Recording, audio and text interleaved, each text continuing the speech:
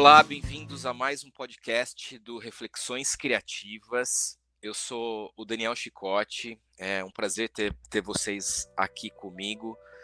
Hoje é uma edição especial desse podcast, eu estou com uma convidada muito querida. Ela é uma publicitária com 25 anos de experiência em planejamento e projetos para a área de negócios em grandes veículos como Band, Estadão e Globo. Seus últimos 6 anos ela passou em startups de marketing de influência, liderando a operação toda para garantir tomada de decisões estratégicas. Ela foi homenageada este ano pela Câmara Municipal de São Paulo como referência de liderança feminina e é Top Decision Making Voice no LinkedIn. Atualmente ela está desenvolvendo seu negócio próprio no mercado de comunicação. Ela foi minha gestora em praticamente 3 outras empresas. Morro de amores por ela, uma grande amiga. Com vocês, Marina Calado. Má, bem-vinda. Obrigado. Obrigada. Nossa, que apresentação. Obrigada. É um prazer, uma honra estar aqui fazendo esse conteúdo com você. Acho que eu tenho acompanhado, reflexões criativas e entendi que é uma prestação de serviço super importante, principalmente para o nosso mercado, de comunicação, especificamente marketing. E espero ser muito colaborativa hoje e que a turma goste, do conteúdo que a gente preparou. Vamos lá. Como você tá? Tudo bem? Tudo bem, tudo certo. Então tá bom. Bom, eu separei algumas perguntinhas aqui e você fica à vontade pra gente ir fazendo esse bate-bola, tá bom? Tá bom. Então tá. Assim, ao longo da sua trajetória profissional, ou como a sua trajetória profissional moldou assim sua visão sobre a interação entre marketing e inovação em startups? Olha, é muita pretensão minha dizer que moldou a minha visão. O que eu posso dizer é que se você não tem velocidade para executar inovação e ações de marketing no universo de startup, meu amigo, você vai ficando muito para trás. Startup é uma montanha-russa e é uma montanha-russa numa velocidade com muita emoção. Então, velocidade e ações de marketing, elas precisam acontecer numa velocidade assim muito maior do que o que a gente está acostumado no universo corporativo. Tá, numa grande empresa, você diz. Sim, tá. Uma grande empresa. Tá bom, pegando esse gancho que você falou sobre velocidade, quais foram esses desafios que você acabou enfrentando ao implementar essas estratégias de marketing nesses ambientes e como você conseguiu superá-los? Olha, não necessariamente eu superei, tá? Tá bom. O principal desafio é defender diariamente a importância do marketing para a empresa a médio e longo prazos. Pensa que uma startup, normalmente ela nasce com uma tríade clássica, tá? De tech barra produto, e que pode ser tech separado também de produto, tech, produto e negócios, né? Então, é uma tríade importante, normalmente nasce com essa estrutura, onde você tem 2 caras primeiro em tecnologia e um de produto pensando no negócio em si, e um cara que depois vem com uma pegada mais comercial, né? Para, de fato, gerar negócio, gerar faturamento. Uhum. Se o produto é bom mesmo, ele vai se vender sozinho. Mas, passado uma curva aí de adesão de produto, se ele for bom mesmo, você precisa implementar rapidamente 2 ações de marketing. Engrenagem de leads inbound e construção de marca. Ambos são super importantes para convencer, são importantes para o negócio e são importantes para você no processo de convencimento do board, porque você precisa ter investimento simultaneamente para essas 2 ações. E essa parte de convencimento é a parte mais desafiadora. Então, voltando à tua pergunta, não necessariamente eu superei. É um processo, né? Quando você está dentro de uma startup, você precisa o tempo inteiro defender essa condição de ter um bom investimento, não estou falando de um super investimento, mas um bom investimento nessas 2 frentes.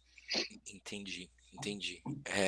E aí, nem sempre o fundador, ou a turma que está ali encabeçando o produto, entende que isso é importante, porque, na verdade, ele está muito ligado ao desenvolvimento de produto e está muito apaixonado pelo produto, entendendo que o produto sozinho se vende.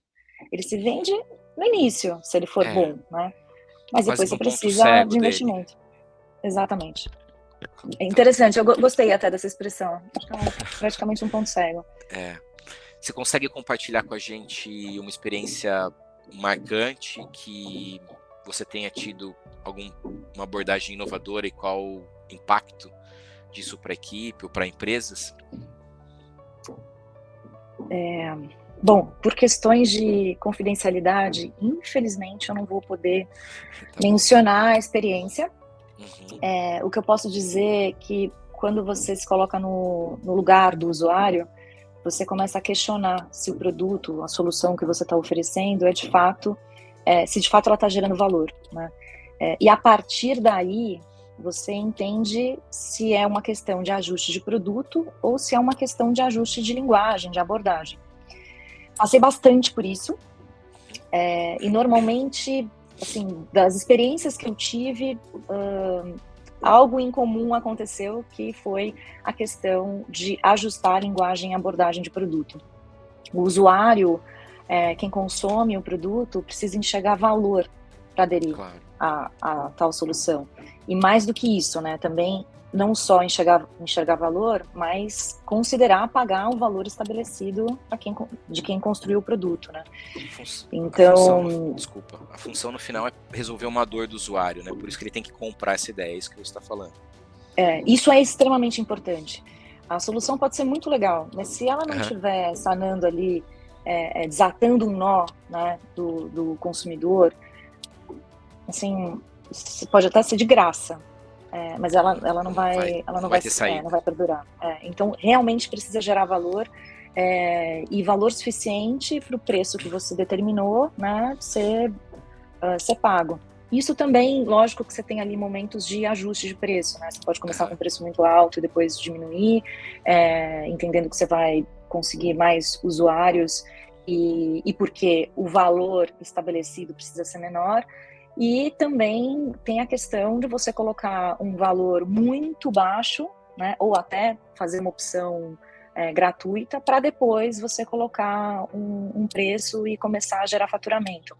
Mas o fato é que você precisa ficar muito atento ao feedback de quem está envolvido, né, nessa operação e principalmente do usuário. Você precisa ouvir muito, porque você pode, de novo, estar apaixonado pelo produto e não conseguir enxergar onde você precisa fazer ajuste. E o usuário, muitas vezes, é ele que tem a resposta ali na ponta da língua. O jeito que você está comunicando, né, ou realmente alguma funcionalidade, algum ajuste fino, ou até mesmo você voltar para casa, né, e estabelecer um novo lançamento. Tá, muito bom, Má. Deixa eu aproveitar agora e mudar um pouquinho o foco das perguntas. Você foi minha gestora em praticamente 3 grandes empresas, a gente se conhece há muito tempo. E não só eu, mas muitas pessoas do mercado te admiram pela líder que você é. Então, eu queria explorar com você quais são essas habilidades e características que você considera essenciais em um líder que precisa fomentar um ambiente de inovação, principalmente hoje em dia, né? Tá. Ai, que difícil, né? Eu acho que, fazendo uma reflexão, eu acho que são 2 coisas que fazem disso parecer um sucesso, né, como liderança. Eu acho que tem a ver e aí falando de mim, né, e aí colocando isso como exemplo para pessoas que querem saber mais sobre essa questão da liderança, eu acho que a minha inquietude, né, a minha eterna insatisfação, e eu acho que isso acabou gerando aí muitas provocações, né, com a turma que trabalhou comigo, e, enfim, você tem experiência comigo no trabalho para entender o quanto que a gente se questiona, né? O quanto já questionei e o quanto você me questionou, né? Eu acho que isso é que faz a história ficar rica, né? E de fato a produção ser uma produção com excelência e deixar os times à vontade, né? Para dar ideias, né? Então eu sou de ouvir muito sempre. E essas são características muito minhas, né? E desde que eu comecei a trabalhar, eu tive muitos líderes que me deram espaço. E isso acabou contribuindo para as áreas nas quais eu trabalhei, né? E que eu cresci. E áreas que cresceram, né? E então, eu acho que são duas características, assim, importantíssimas que me fazem entender que esse é um excelente mecanismo de trabalho. A minha inquietude / eterna insatisfação e o quanto que isso faz com que eu provoque, né, os times e o quanto que eu de fato ouço, né? Hoje se fala muito de escutativa, né? Mas na real, assim, colocando aqui no dia a dia e sem usar a palavra bonita, eu acho que é isso, assim, de ouvir muito as pessoas que trabalham com você de diferentes áreas, né? Você está aberta a questionamentos, a palpites.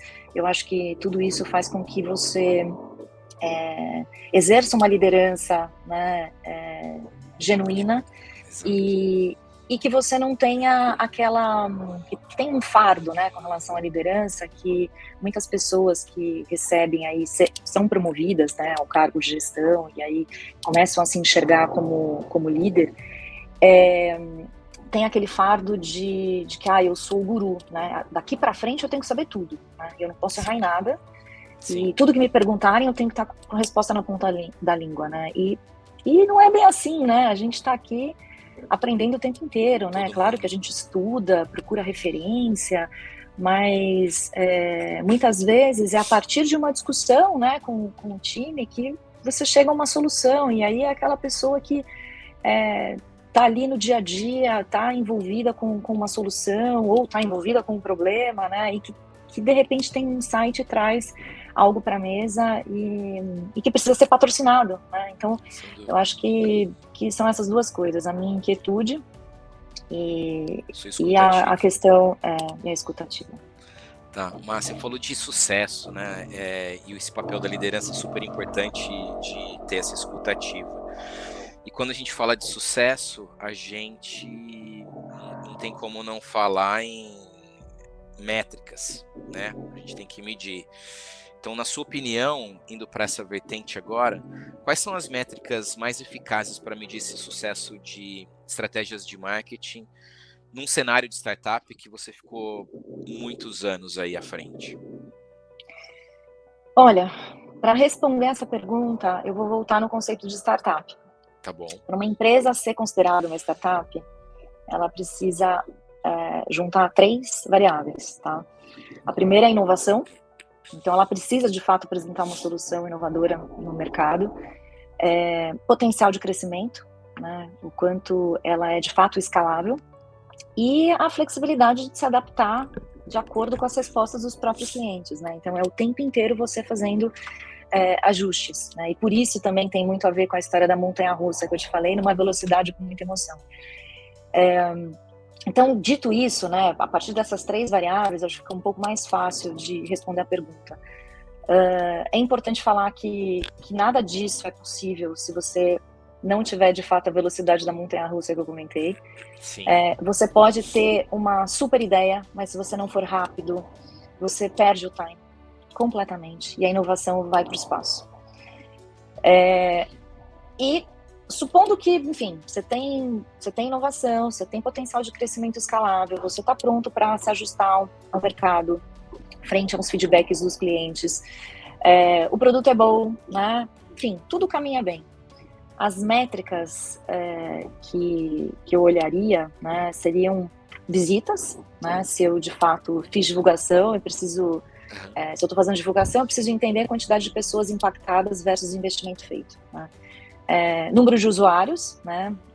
Precisa justificar ali que a ideia é sempre popular muito rápido, então quando a gente fala de velocidade e de possibilidade de solucionar uma dor no mercado, a gente está falando aí de uma solução que é importante que você tenha rapidamente uma adesão e que gere velocidade aí para popular, né? Uma ferramenta, enfim, a sua tecnologia. E tempo de uso, barra aí permanência de produto, né? O que adianta você ter um número de visitas muito grande, né? Ter gente aderindo ao produto e você ter baixa usabilidade, né? Ninguém utilizando. E ninguém utilizando. Aí você faz o quê? Claro. Né? O que está acontecendo? Onde eu preciso ajustar ali, colocar, de repente, mais serviço, né? Entregar, fazer uma gamification, enfim, aí tem vários recursos e a depender do produto, você vai entender por que você está atraindo tanta gente e não está conseguindo segurar, né? Porque isso é um problema, não é um problema tão ruim quanto você não ter um número de visitas muito grande, mas precisa ser sanado, porque senão o seu número sempre o seu valor aí de investimento para aquisição, né, o famoso CAC, Sim. vai ficando absurdamente alto, né? Então você vai atraindo muita gente, mas você não vai conseguindo reter, e você vai fazendo investimentos maiores, e aí, enfim, você precisa fazer ajuste. Ótimo. Quando você fala de ajuste, me vem na cabeça uma outra questão que também acho que se relaciona aí com formação de equipe, principalmente nesse ambiente que você está desenvolvendo um produto. Você falou um pouco de, eu preciso investigar o que está acontecendo ali. Essa história eu quero, na verdade, saber como que você enxerga essa questão de desenvolvimento contínuo e capacitação profissional de formação para marketing alta performance, né? Na formação de equipes de marketing de alta performance.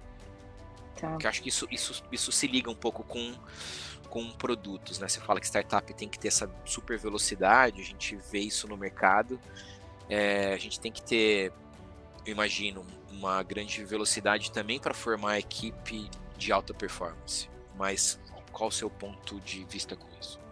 Eu não restringiria as equipes de marketing, até porque quando uma startup ela nasce, né, ela nasce com essa tríade que eu mencionei, de tech, produto e área de negócios, ou vulgarmente chamado comercial, e o marketing acaba muito intrínseco à área de produto, né? Mais para frente é que a área de marketing nasce, normalmente com uma pessoa, um gestor, um coordenador, e muitas vezes com uma agência terceira para poder fazer o trabalho todo, porque ainda você está no momento de recurso financeiro baixo dentro da empresa, né? Dentro da startup.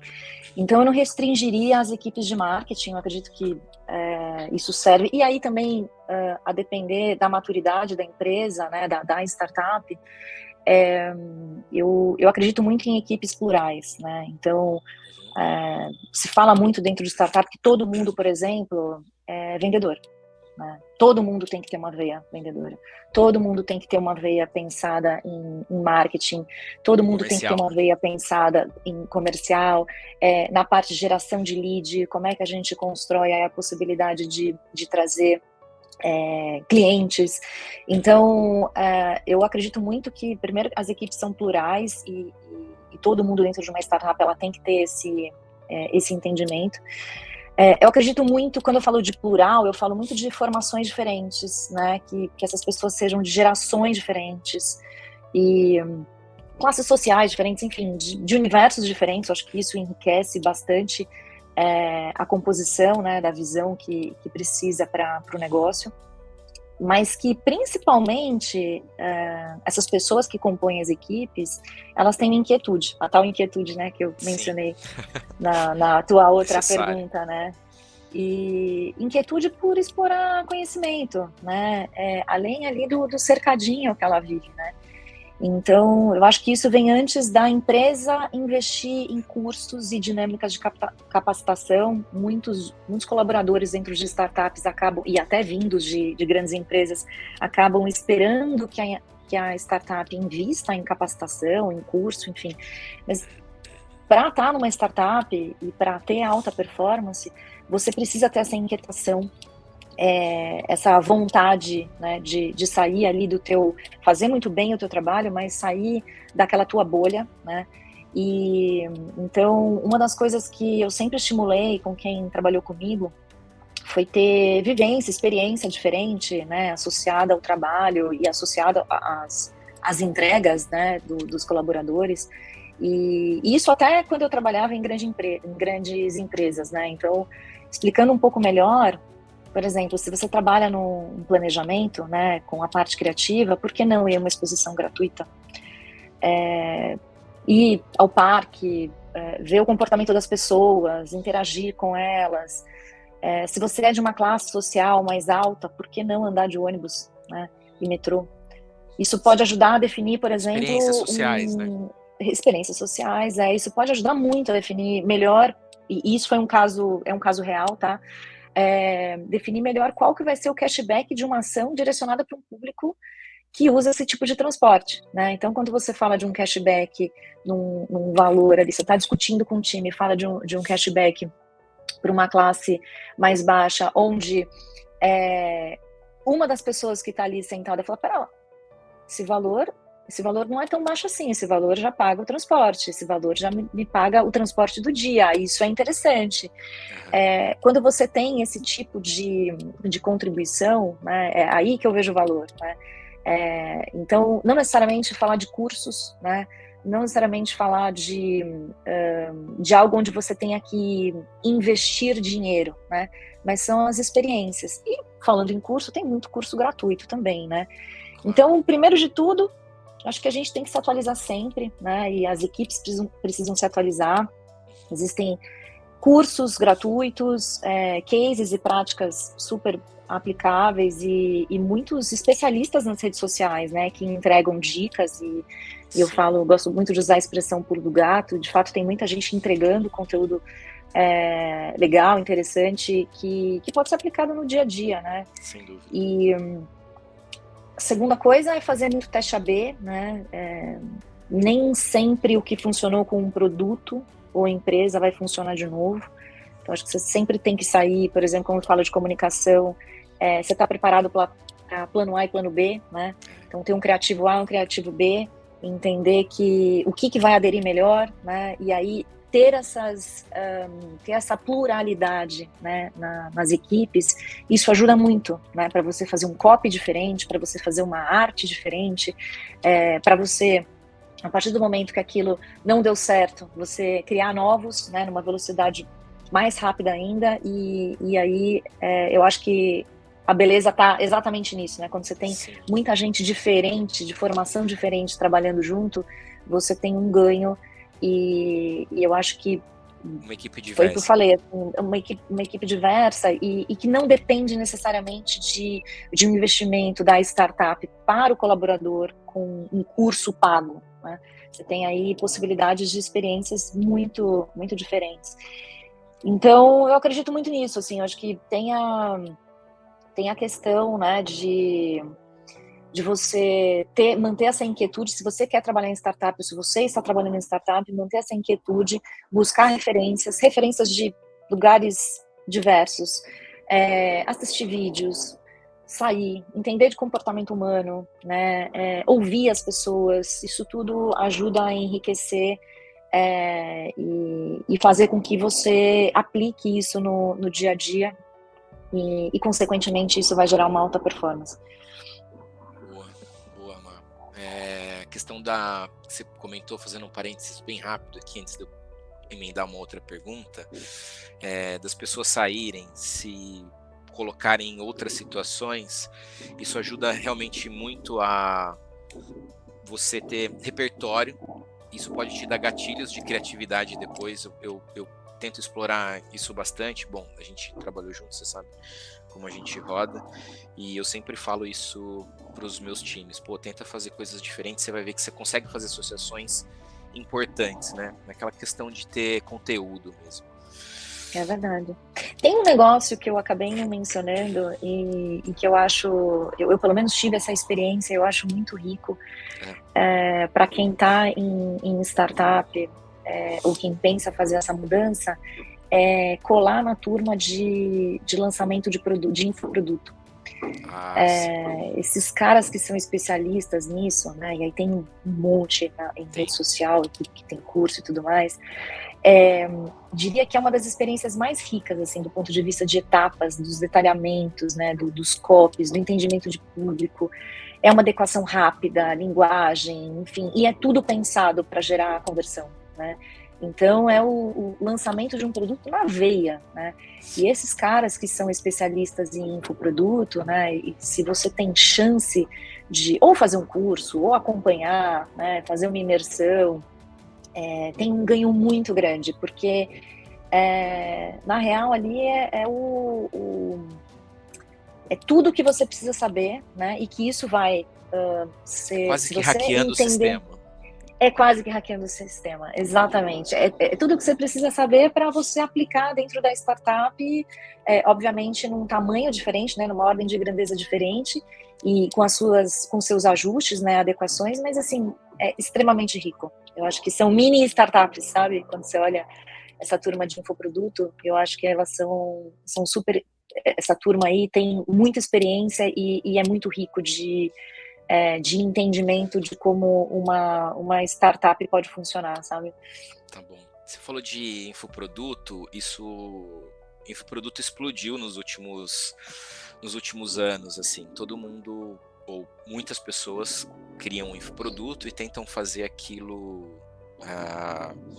né, dar resultado.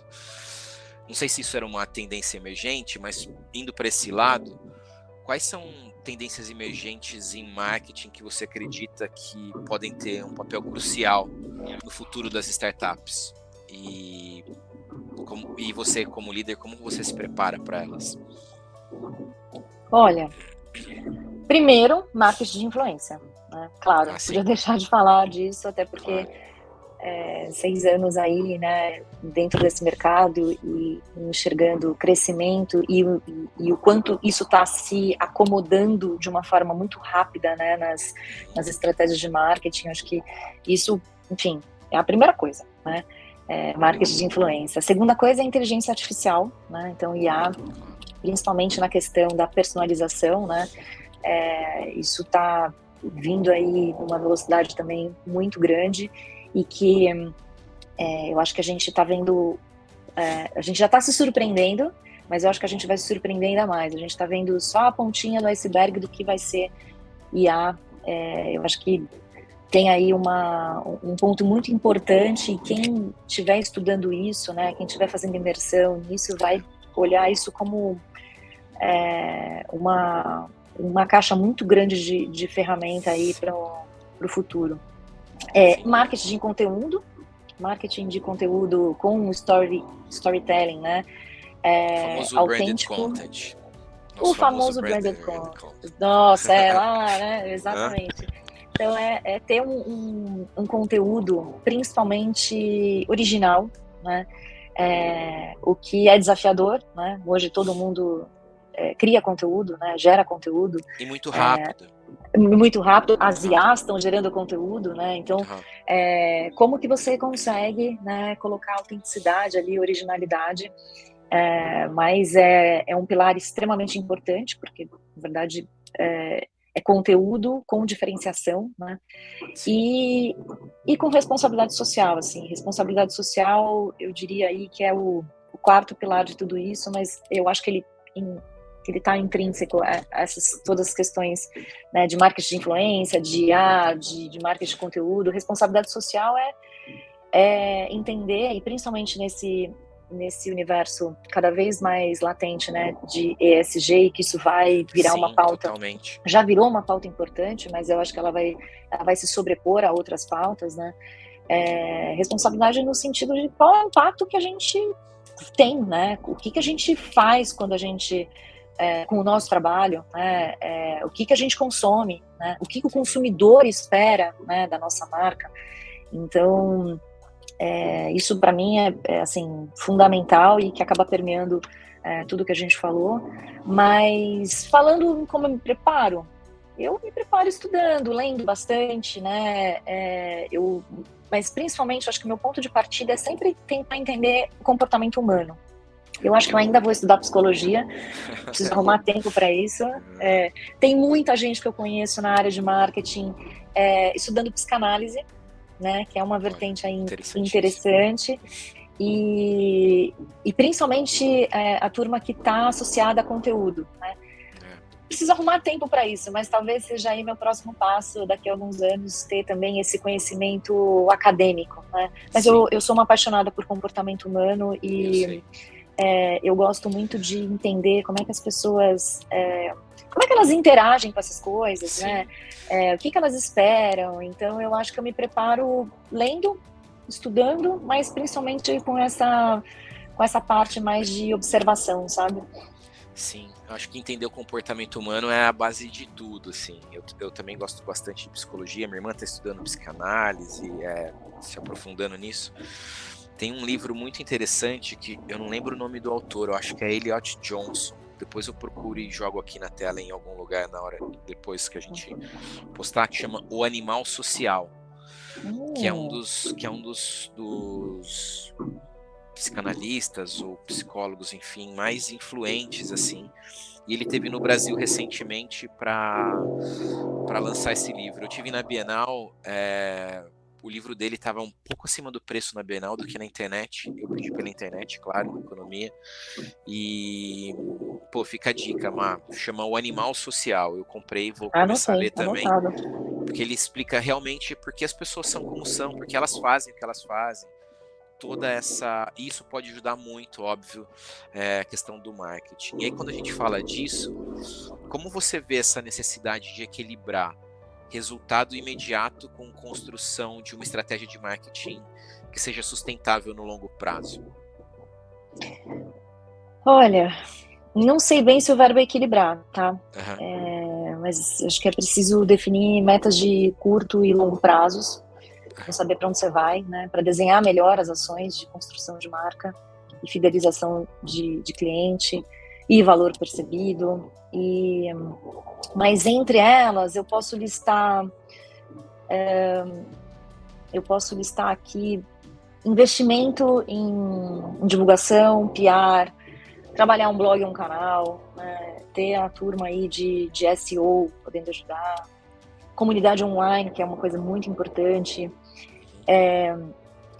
e principalmente, diria aqui, que atendimento ao cliente, né? E aí, já pegando de gancho, régua de relacionamento, que é extremamente importante, principalmente com os clientes que já existem, né, dentro do negócio, os potenciais clientes, né, mas principalmente os que já foram clientes, né, e ali é que você tem um desafio de trazer de volta. O cara de volta. Normalmente é mais desafiador, né? Sim. Então, eu acredito que, e obviamente, né, ter aí a definição dos famosos KPIs, né? Então, sim, dos famosos indicadores a partir, né, de tudo que eu te falei, né?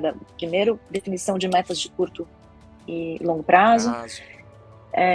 A partir disso, você cria as ações, né? E aí, obviamente, o que você vai medir, né? O que você vai monitorar. Essa é a engrenagem mínima, né? E você fala, caramba, né? Listei aqui um monte de coisa.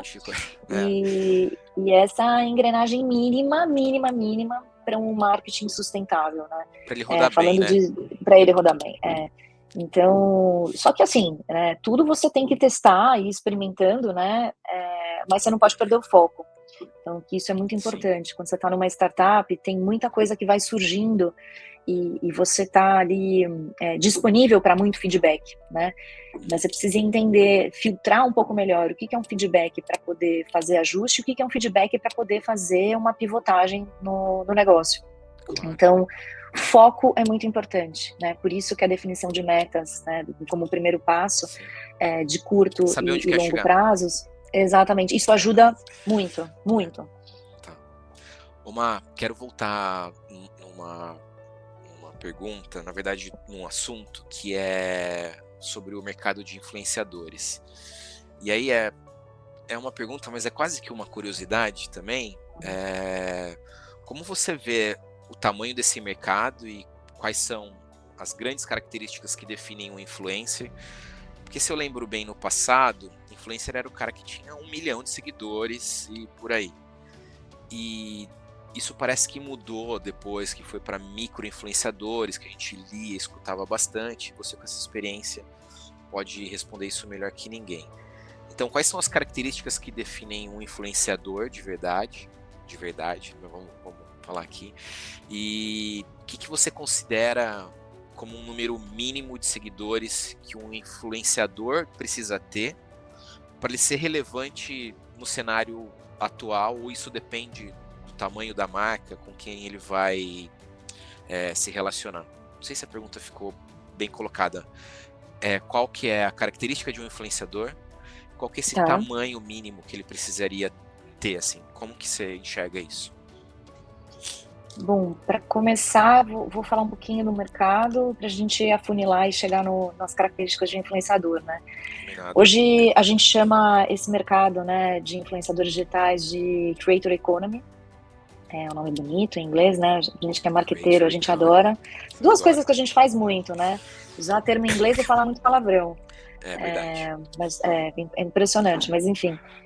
Brincadeiras à parte, né? É um mercado que a gente chama de Creator Economy.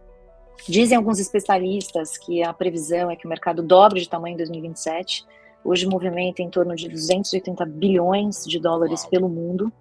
No Brasil são mais de 300 mil empregos diretos e indiretos nesse mercado, de 20 milhões de criadores de conteúdo, tá? E aí criadores de conteúdo, influenciadores, né?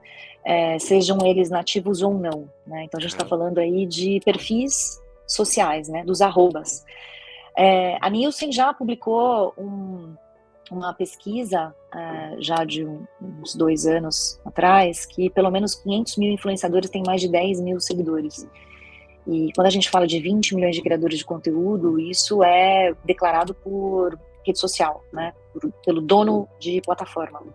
Então, você fala aí de um meta, ele vai fazer uma análise de quem tem lá a flagzinha de criadores de conteúdo, mas a gente entende que o mercado é muito maior, né? Quando a gente vai para as segundas profissões, né? Ou segundas rendas, porque tem os influenciadores que vivem desse ganho, né, como criador de conteúdo, como influenciador digital, e tem a turma que, enfim, um médico que abriu ali a rede social dele, uma nutricionista que abriu a rede social dela e que acabou fazendo aí publis, né, e acabou entendendo que tem possibilidade de gerar conteúdo. Então, quando a gente olha para essa turma que usa a rede social, que é um influenciador digital, que usa a rede social em segundo plano, a gente entende que o mercado, ele tem potencial para ser muito maior do que 20 milhões de influenciadores.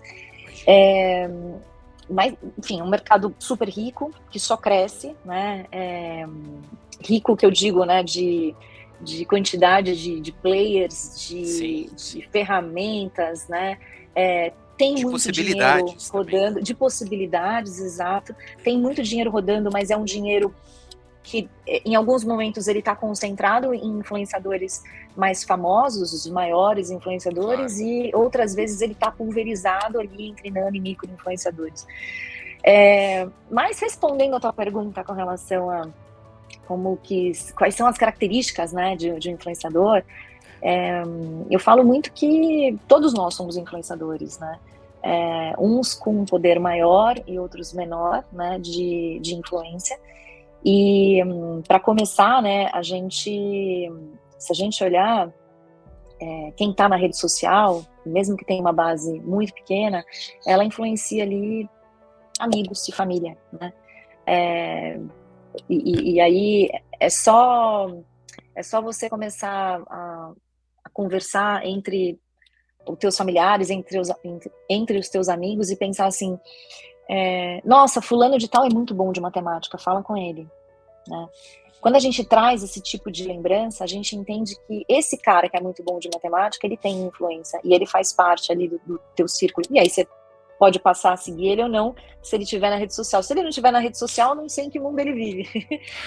Mas provavelmente ele está lá, né? E você pode ser uma referência num outro assunto em que as pessoas te enxergam nesse sentido e não necessariamente você tem uma base muito grande. Então, a nossa influência, ela começa a partir da nossa relação, né, de família e amigos. E aí tudo depende do quanto de esforço que você vai colocar para fazer com que essa influência ela, né, se expanda para outras pessoas e que a sua referência naquele assunto vire uma referência muito maior para criar uma audiência significativa, né? Então, nós aqui, né, seríamos considerados nano-influenciadores. Uau. Tu e eu. Uau, que incrível. Porque a nossa base de bio. audiência nano-influencer. Porque a nossa base de influência é pequena, né, assim, em número de seguidores. Mas você quer ser influencer, né, ou ser considerado, né, um criador de conteúdo, independentemente da rede social escolhida, você tem que começar a criar conteúdo. E aí, independentemente da rede social escolhida, porque normalmente a gente pensa logo em influenciador digital, Instagram. Você tem Instagram, você tem TikTok, você tem o YouTube, você tem a Kawaii, você tem... o próprio LinkedIn. Agora, o próprio LinkedIn, né? E, enfim, você tem aí redes sociais diferentes, né? E aí, entre outras que estão por aí, que você precisa definir qual que é a sua rede social e começar a gerar conteúdo. Acho que isso é importante. Sobre que assunto você gosta de falar, né? Qual é o assunto que você domina para você compartilhar? Então, se você quer ser um influencer, você tem que procurar um diferencial, uma assinatura só sua, né? Para você passar autenticidade, né? Já é a segunda vez que a gente fala de autenticidade aqui. Sim. E isso é muito importante, né? Para que você se diferencie aí no meio de uma multidão, né? A gente falou aí de pelo menos declarado mais de 20 milhões de influenciadores, né? Mais importante é definir o objetivo do porquê você resolveu fazer isso, né? Muito especialista está usando a expressão de intencionalidade, né? Se você vai gerar conteúdo, bonito. você precisa gerar conteúdo bonita. e ter... uma palavra bonita. Então, mas nada mais do que você entender por que você resolveu fazer isso, né? Por que você está fazendo isso. Sim, então, em resumo, você concorda? Concordo, porque a intencionalidade ela é necessária, né? Nesse ponto. Porque muitas pessoas às vezes ficam esperando demais para fazer algo perfeito. O negócio é fazer. Você mesmo falou assim, começa a produzir conteúdo. Em nenhum momento você falou assim, prepara um conteúdo espetacular e coloca no ar. Eu acho que é justamente isso que entra essa questão da intencionalidade que esses especialistas estão falando. Principalmente agora, né? Quando você pega TikTok, onde você não tem a necessidade de trabalhar conteúdos muito elaborados, super produzidos, né? Quanto mais original, e aí eu uso uma expressão aqui um pouco chula, que é quanto mais tosco, melhor, né? Você abre a câmera e faz o teu conteúdo, né? E lá você tem a chance, ainda é uma rede social nova no Brasil, que você tem a chance de ter aí uma rápida alavancagem de seguidores, né? Se você for uma pessoa ansiosa e que queira, né, um número de seguidores significativo, lá é a rede social que vai poder te... possibilitar isso mais rapidamente. Agora, em resumo, não importa quantos seguidores a gente tem. O mais importante é ter essa intencionalidade, ter autenticidade e produzir conteúdo com frequência, né?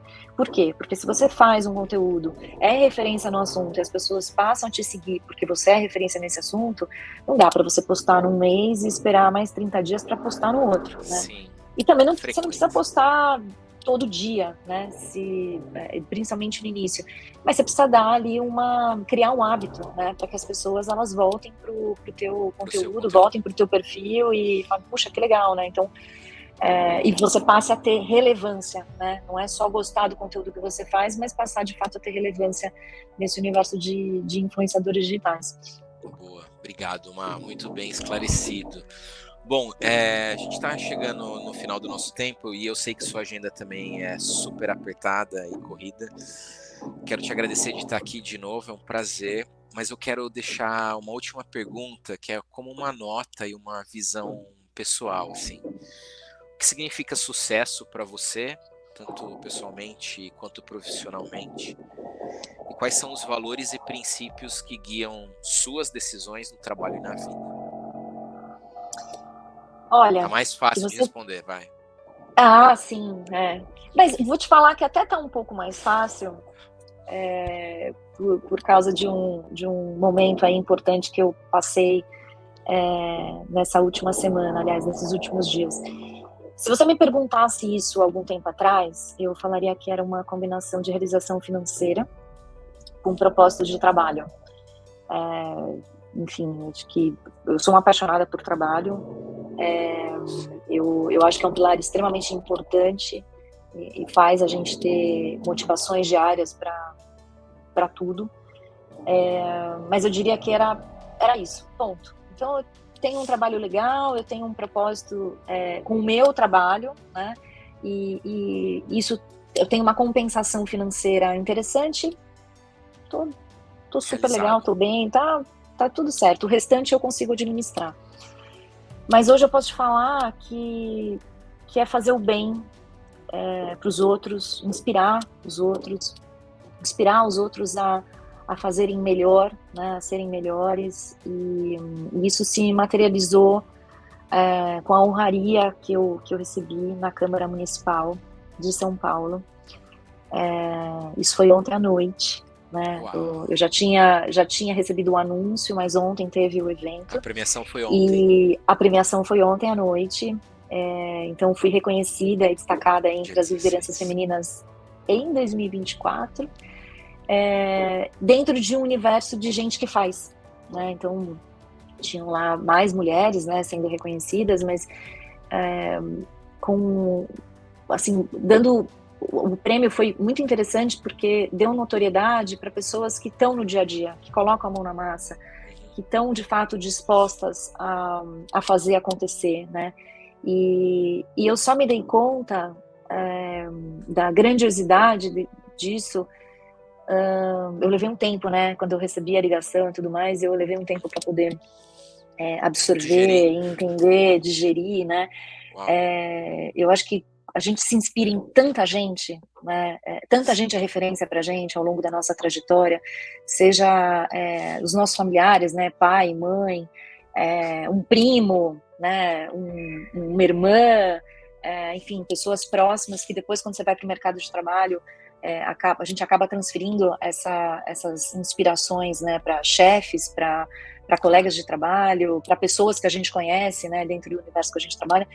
E aí eu sempre me inspirei em muita gente, né, enfim, a minha construção toda a minha trajetória profissional foi em cima de conexões, de parcerias, mas principalmente de inspirações. E aí quando você se dá conta que você pode inspirar outras pessoas e que você toca, né, as pessoas e que você nem sabe que você toca, né, e isso vem um reconhecimento, né, como esse que eu tive, eu acho que tudo muda, assim, né. Então, sucesso para mim, eu acho que é poder inspirar as pessoas, poder ajudar as pessoas, e eu acho que isso é importante. Eu acho que no fim da vida, eu falo muito isso para quem, principalmente nos últimos meses aí, quem estava comigo no dia a dia, eu falei muito isso. E fiz um post no LinkedIn sobre isso. No fim, que fica, de verdade, né, é a conexão que você faz, né? São as conexões que você tem, são os relacionamentos que você tem. Então, acho até que você fez uma postagem também com um pouco desse viés, e eu acho que a gente tem que cada vez mais evidenciar isso. Que é a gente saber que no fim da vida a gente não vai falar daquela planilha linda que a gente fez, né? Daquele super problema que a gente conseguiu resolver no trabalho, né? O que fica na nossa história? As conexões né? A nossa história humanas, né? As conexões humanas e o quanto que a gente tocou as pessoas, né? E o quanto as pessoas nos tocaram. Então acho que isso para mim é sucesso. Parece um pouco etéreo, né? E do tipo, nossa, vivo de luz. Mas eu acho que isso não vivo de luz, mas eu acho que isso é ponto de partida, sabe? E o restante é consequência do que você constrói a partir disso. Então, acho que é isso. Poxa, gente, essa aqui é a Marina Calado. Muito obrigado pelo seu tempo, pela sua agenda, pelos nossos 15 anos que a gente se conhece. Sempre um prazer estar perto de você, trabalhar com você, trocar, ouvir suas histórias, e espero que tenha sido muito bom você estar aqui. Vou levar essa sua mensagem para o máximo de pessoas que a gente conseguir. Em breve esse podcast está no ar. Obrigadão. Eu que agradeço. Espero que tenham pelo menos mais 15 anos aí da gente junto. Amém. E muito bom estar aqui, poder compartilhar essas experiências, né? Isso que eu acabei acumulando ao longo da minha trajetória. Parabéns pelo trabalho, parabéns pelo Obrigado. Reflexões Criativas. Um conteúdo importante e diferente dentro aí do nosso universo. Eu acho que tem um lado aí bem interessante, eu tenho acompanhado, um lado B, né, dos profissionais, se despindo de termos, né, e contando mais o pulo do gato, né. Eu acho que isso é importante. A gente vive muito em cima de só cases de sucesso, né, e só história boa para contar, né? Eu acho que tem muita história boa para contar em cases de fracasso e em desafios superados ou não superados, né? Então, parabéns pelo trabalho, por esse espaço, e te agradeço demais aí o convite. Obrigado. Uma boa semana. Parabéns pelo seu prêmio na Câmara. Acho que a coroação, tanto do que você faz também nesse seu momento, mas da profissional que você é e foi construindo, se moldando ao longo da vida e inspirando tantas pessoas. Obrigado e parabéns. Um beijo bem grande. Obrigada. Tchau. Tchau. Gente, essa foi a Marina Calado aqui conosco. Foi um prazer imenso estar com ela. Espero que vocês tenham curtido esse conteúdo. Essa gravação, hoje é dia 17. Essa gravação foi feita no dia 17 de setembro. Isso vai para o ar em breve. E é isso. Obrigado. Valeu. Um abraço. Tchau.